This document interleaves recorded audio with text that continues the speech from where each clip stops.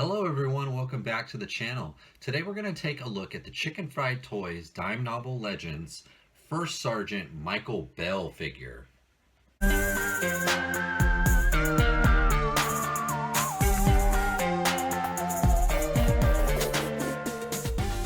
to the party, pal!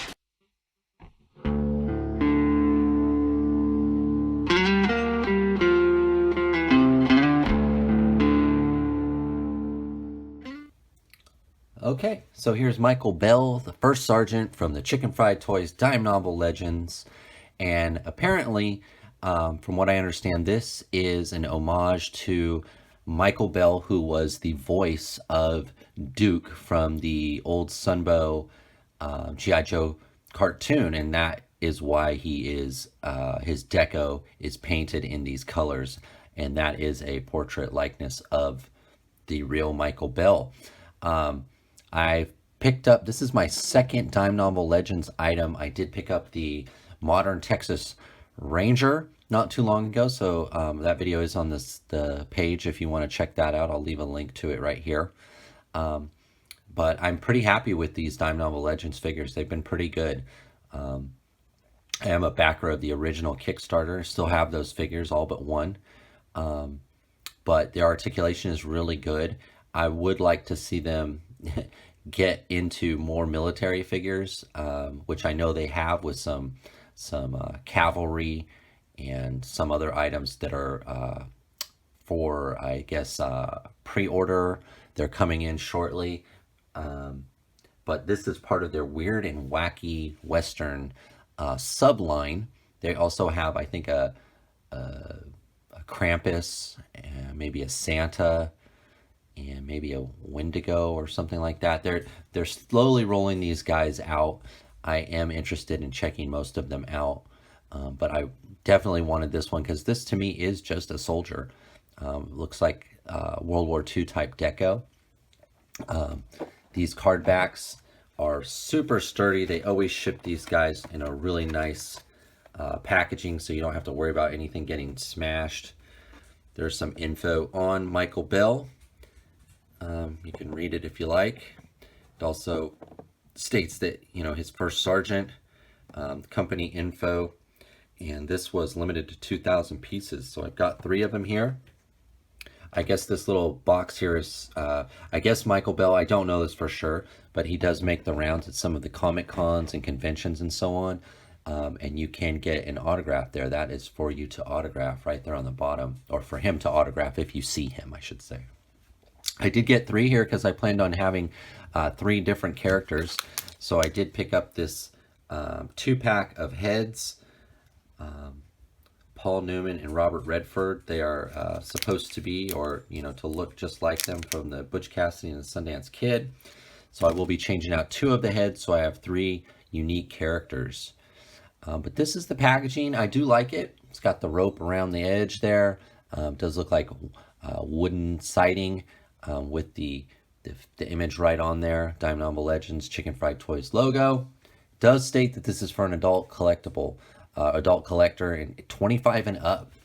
So that's, I don't know if I've seen a 25 and up. I've definitely seen 13 and 18, but 25, I'm not sure. This might be the first time, or I just didn't notice it on the other Dime Novel Legend figures I've opened. But that's the packaging. Let's get them open. All right, here is Michael Bell, the first sergeant, fully geared up with all his accessories and all of his glory. Very good figure. I will mention, I did heat this guy up in some warm water. I let him soak for a few seconds, not too long, just to make sure. He was a bit stiff, and I wanted to make sure I didn't break him. But he does have his hat on, his lever action rifle, his pistol. I'm not sure if that's a 45 or like a 1911. I'm not quite sure. He's got his bandolier here. He also came with a Dime Novel Legends Chicken Fried Toys stand. It has 3 pegs on it. He does have peg holes in his feet. And Excuse me. I've only had him out for a minute or two. But I could say, it feels like a GI Joe. It feels like it feels exactly like I want it to. He looks like Duke, and he feels like a Joe, and he is a darn good figure, guys. So take the hat off. He does have two trigger hands, so you can put the weapons in either hand. The bandolier does come off, but it did come with it on. But you could easily take it off by popping off the head and sliding it off the shoulder. Great articulation. You get a lot out of his ab crunch. He's got a ball, his abdomen, ball hinged head, ball hinged shoulders, single ball hinged elbow. He does have hinged wrists, up and down, and they're both up and down actually. I was double checking to make sure the other one wasn't in and out, but they are up and down hinges. Ball hinged hips, double hinged elbow, or excuse me, knee, double hinged knee. And he does have, I think it's a swivel ankle, and this is probably the only part of the articulation that I'll say is not the best. It can go left and right. You don't get a pivot, and it is a little bit hindered because of the sculpt of the shin guards.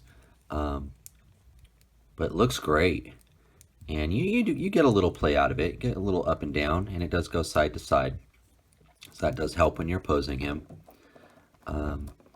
It would be nice, if he had a rocker ankle, but he's got enough here that you can get easy stand. He stands really well, and that's all you can really ask for. Great looking figure though, guys. Great likeness to the image on the front of the card. Look at that belt buckle there. It's got a gold US belt buckle. He is a soldier, US Army. Very nice. A lot of sculpting, wrinkles in the pants and the shirt. Does appear to be the same upper body as the modern Texas Ranger with the tie. The tie is pinned at the top, but it is loose, so it does give you, for photographing, or it does give some movement rather than being just sculpted straight on. He's got all these buttons on the shirt and the cuff link here on the shoulders. It's coming in too well, sorry about that. But yeah, very nice, very good figure. Very good figure. He is a bit expensive. I think he's $32. But I do see him as an army builder, as long as you can swap out the head. Unfortunately, this holster here is not workable. I wish it was, or I wish I could then just remove it. But it does appear, I think it's either glued or pinned here on the back, but then the belt also pins up in the front. So it doesn't feel removable, the belt buckle, or the whole belt. But it would be nice if that gun would have gone in there. But they've got like a faux gun in there in its place. This does not open up or anything. None of the pouches open up. There is another sort of a US stamp there on the belt. Very nice figure though, guys. Very nice. Hat, very cool. There's detail on the hat. The old smoky hat, right? I think that's what they used to call this. Does have let's see if I can show that to you. It does have a little lip here on the back of the hat. It's a nice brown. The pistol is really nice too. It's two-tone. It's got a black handle and gunmetal for the rest. And the lever action rifle. Very nice. Also two-tone. It's got some wood on the stock. In the middle, the guard. Some silver metal. Very nice. Nice accessories. Comes with the stand. Two weapons, a hat. Does have the bandolier that comes off. Very good figure. In fact, I think this is my favorite of the Chicken Fried toys. I'm not a big Western figure guy, even though I have them. And I love the modern Texas Ranger. He's a good figure, but he is contemporary. He's a modern, a person in today's world. This is a World War II, post-World War I type soldier. Of course, he is a singular character, and that is why I got the 2-pack of heads to swap it out, which we'll do here next. But this is a great figure, guys. This is a good soldier figure. This is a G.I. Joe. This is a, action force type, World War II. Be interesting to compare this guy with the Joy Toy World War II figures that are coming out. With the uniform is very similar, especially the lower body. Of course, different deco, different paint. But this guy, he's got everything. He's got the articulation. He's got some great accessories. Paint is nice. Sculpt is good. This is a really solid figure. Let's swap out the heads now and see how he looks as a different character. All right, guys, here's the Paul Newman head on there, and he looks even more like Duke now because of the hair color, I think, and the facial likeness. But I did have to warm this new head up. The peg hole seemed a little bit small or tight, and I was afraid I might break the neck or the stem. So I heated up the head, and then he popped right on there. Didn't want to go down all the way. I think it looks great. It looks like a brand new character. And let's try the hat on. Hat fits perfect. So there you go, guys. This is a great army builder. Now, it's an expensive army builder. But this is a great figure. And with the idea that you can swap out heads, well, maybe the hat's a little bit bigger on Newman here. But still looks pretty good. You can definitely get away with that. But yeah, I think he looks even more like Duke now. Very cool.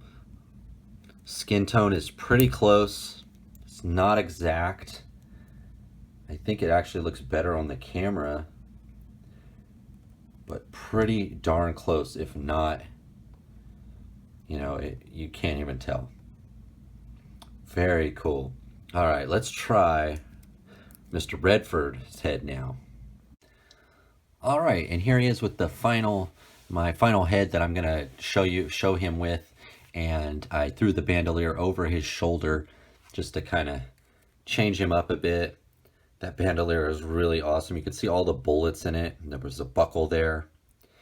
I think out of the three, the complexion on this one is not as good as the other two, but it's still, you can still get away with it. It still looks pretty darn good.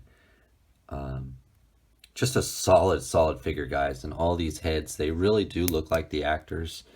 They did a really good job, especially in profile, I could see. Just got a great likeness to the actor. Just a solid figure, guys. I really think this is probably, from what I've got, this is the best Chicken Fried Toys figure there is.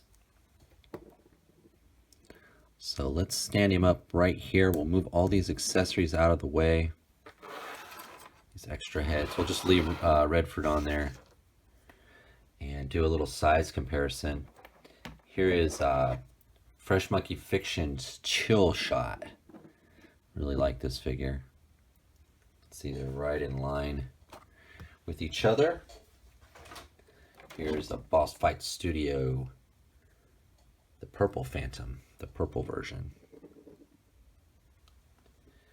Here is the HK, I forgot the number, from the Star Wars The Vintage Collection. Whoa! Took out the Phantom with this pole there. Let's move him over to there.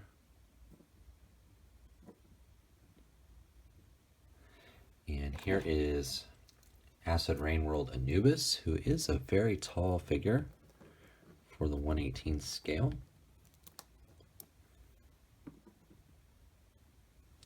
And here is figure number 7 from the Joy Toy Army Builder pack. This one's become quite hard to get, quite expensive now. I was lucky I've got one. I wanted to get several, but I waited too long and now they're very expensive.